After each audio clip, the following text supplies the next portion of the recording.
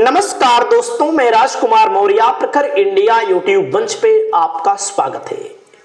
उत्तर प्रदेश में 2027 में विधानसभा का चुनाव होना है और 2027 के विधानसभा चुनाव के लिए सभी राजनीतिक पार्टियों ने अपनी तैयारी तेज कर दी है। लेकिन 2027 के पहले उत्तर प्रदेश में प्रधानी का चुनाव होना है, जिला पंचायत सदस्य का चुनाव होना है, क्षेत्र पंचायत सदस्य का भी होना है। यहां तक की बात हो रही है ब्लॉक प्रमुख और जिला पंचायत अध्यक्ष जो होते हैं इनका चुनाव जनता से होना चाहिए। तमाम लोग कह रहे हैं कि जनता से होना चाहिए, लेकिन हम इस बात को देखेंगे कि सरकार जनता से कराएगी कि नहीं।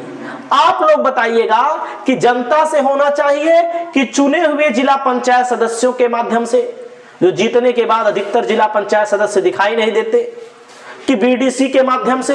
बीडीसी को तो कहा जाता है खरीद लिया जाता है 10-10, 20-20 हजार रुपए में। आपके यहां कितने रुपए में बिकते होंगे आप लोग कमेंट करके बताना जरूर। आज हम बात करने जा रहे हैं पंचायती राज विभाग उत्तर प्रदेश प्रधानी का चुनाव कब होगा, किस महीने में होगा। हमने खंगाला तो इसमें दिया गया है। दोस्तों वैसे तो इसके पहले 2015 में चुनाव हुआ था, 5-5 साल पे होता है तो 2020 में होना चाहिए था, लेकिन 2020 में कोरोना वाली बीमारी आ गई थी। 2020 में लेट हो गया, होते होते होते होते लगभग साल बीत गया। मतलब कि अब 2021 में चुनाव हुआ।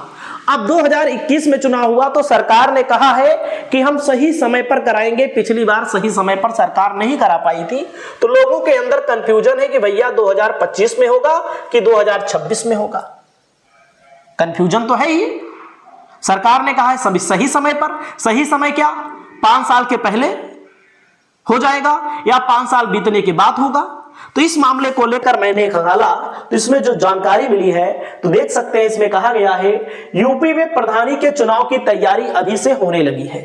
लोग इंटरनेट पर, सोशल मीडिया पर, अखबारों, वेबसाइट के माध्यम से जानने के लिए इच्छुक हैं कि यूपी में प्रधानी का चुनाव कब होगा और 2026 में होगा तो किस महीने में होगा। यूपी में जो पंचायत चुनाव होना है वह इस बार सच में किस महीने में होने वाला है, इसमें यह बताया गया है। वैसे मैं आपको बता दूं जानकारी के लिए, वैसे सभी लोगों को जानकारी है भी, 21 साल की उम्र होनी चाहिए भैया जिसको चुनाव लड़ना है। 21 साल की उम्र, और आपकी पंचायत में, ग्राम पंचायत में, क्षेत्र पंचायत में, जिला पंचायत में आपका नाम भी होना चाहिए।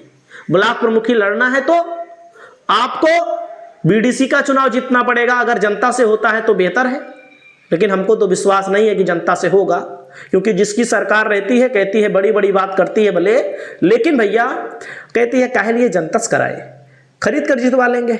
जनता से करा देंगे तो विपक्ष वाला भी कहीं ना कहीं जीत जाएगा, कोई सत्ता पक्ष थोड़ी जीतेगा। सही है कि नहीं? अगर हम गलत कह रहे हो तो आप बताइए। किसी की भी सरकार रही हो, सपा की सरकार थी तब भी यही हो रहा था जनता से होगा, लेकिन जनता नित से नहीं हुआ। बसपा की सरकार में हो रहा था, भाजपा की सरकार में 7 साल से हो रहा है, लेकिन भाजपा की तरफ से तमाम नेताओं ने डिमांड भी रखी है। तो इस मामले को लेकर आपकी क्या राय है, आप लोग अपनी राय बताइएगा। और जिसको भी लड़ना है सरकारी बिल का भुगतान अगर हो तो उसको भी जमा कर दीजिएगा भैया। अगर आपका बिजली का बिल बकाया है, सहकारी समिति में पैसा जमा किया है, बकाया है, तो भैया आपको चुनाव नहीं लड़ने दिया जाएगा। सरकार का ये नियम है। और सरकार ये भी कह रही है कि देख रहे 2 गदेलस ज्यादा होंगे, 2 बच्चा ज्यादा होंगे, उसको भी नहीं लड़ने देंगे। क्या ये प्रधानी में ही लागू होगा कि जिला पंचायत सदस्यों को भी लागू होगा, कि विधायकी में भी लागू होगा, सांसदी में लागू होगा।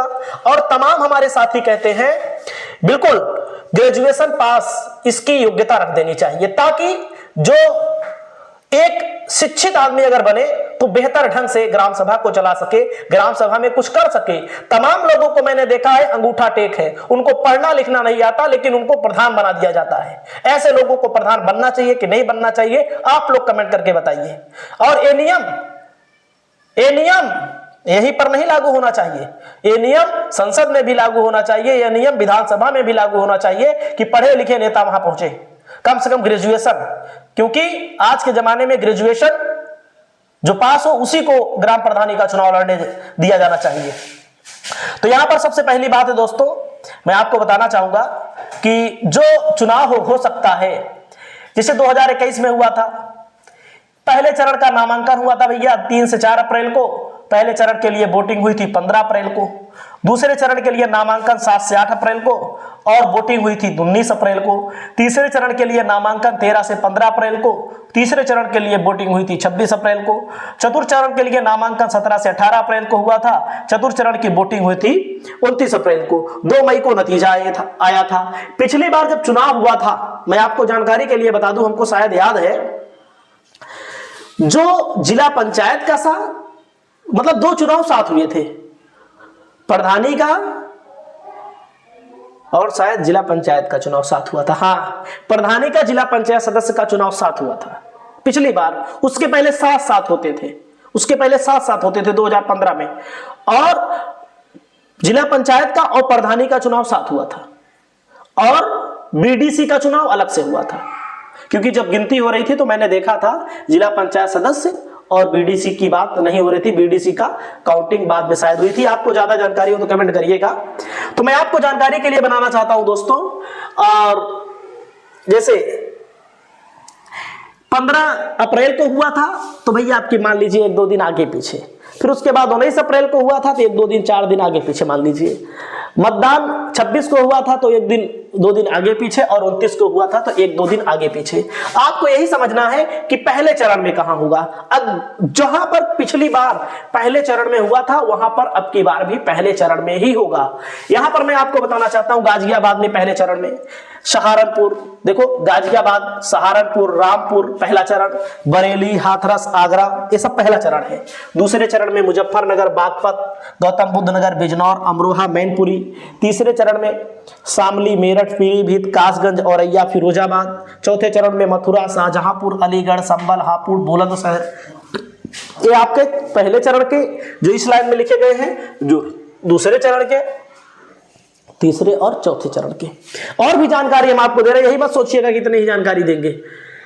अब देख सकते हैं आगरा के बाद से आगरा, कानपुर नगर, प्रयागराज, महोबा, रायबरेली, झांसी, अयोध्या, हरदोई, ये पहले चरण में।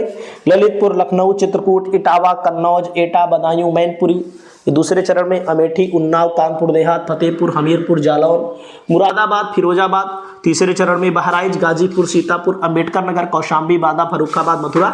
चौथे चरण में। ये सब आप लोगों को जानकारी दे रहा हूं, इसलिए अभी मैं और भी चीज बता रहा हूं। श्रावस्ती, गोरखपुर, जौनपुर, भदोही, संत कबीर नगर पहले चरण में। प्रतापगढ़, लखीमपुर खीरी, सुल्तानपुर, गोंडा, महाराजगंज, वाराणसी, आजमगढ़ दूसरे चरण में। चंदौली, बलरामपुर, बाराबंकी, मिर्जापुर, सिद्धार्थपुर, देवरिया, बलिया, अमेठी तीसरे चरण में। चौथे चरण में सोनभद्र, मऊ, बस्ती, कुशीनगर, बहराइच चौथे चरण में। ये चरण है, चरण से आपको ज्यादा कुछ लेना देना नहीं है। पहले चरण में 18 जिलों के लिए, दूसरे चरण में 20 जिलों के लिए, तीसरे चरण में 20 जिलों के लिए, और चौथे चरण में यहां पर 17 जिलों के लिए हुई थी। अब आपको एक चीज ध्यान देना है, अगर आप वीडियो यहां तक देखेंगे तो आपको काफी जानकारी मिली होगी। आपको लिखना है, जैसे कोई भी चुनाव लड़ना है, आपको वोट देना है ग्राम प्रधानी में। तमाम लोग 18-18 साल पार कर जाते हैं, 20-20 साल, 25-25 साल, 30-30 साल, 35-35 साल हो जाते हैं। तमाम लोगों के नाम ही नहीं जुड़े हैं। तो आपको सरकारी वर्दी डालना है। UP panchayat election voter list आपको व्यू मोर पर क्लिक कर देना है। गूगल पे डालोगे मिल जाएगा। और यहां पर ऐड आ गया, ऐड जाने दीजिए, रुक जाइए। अब आप देखिएगा नई वोटर लिस्ट कैसे पता लगेगी। आपका जिला अगर आगरा है तो आगरा लिखें, जो विकास खंड है आपका विकास खंड पे चले जाए। उसके बाद आप चले जाए ग्राम पंचायत में। उसके बाद यहां पर देखो कैप्चा कोड आया B4BXY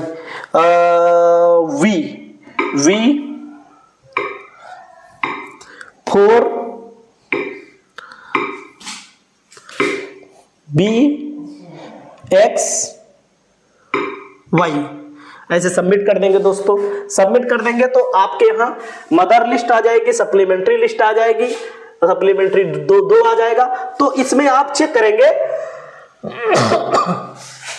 मदर पे चले जाइएगा, मदर पे आपका PDF आपके मोबाइल में खुल जाएगा।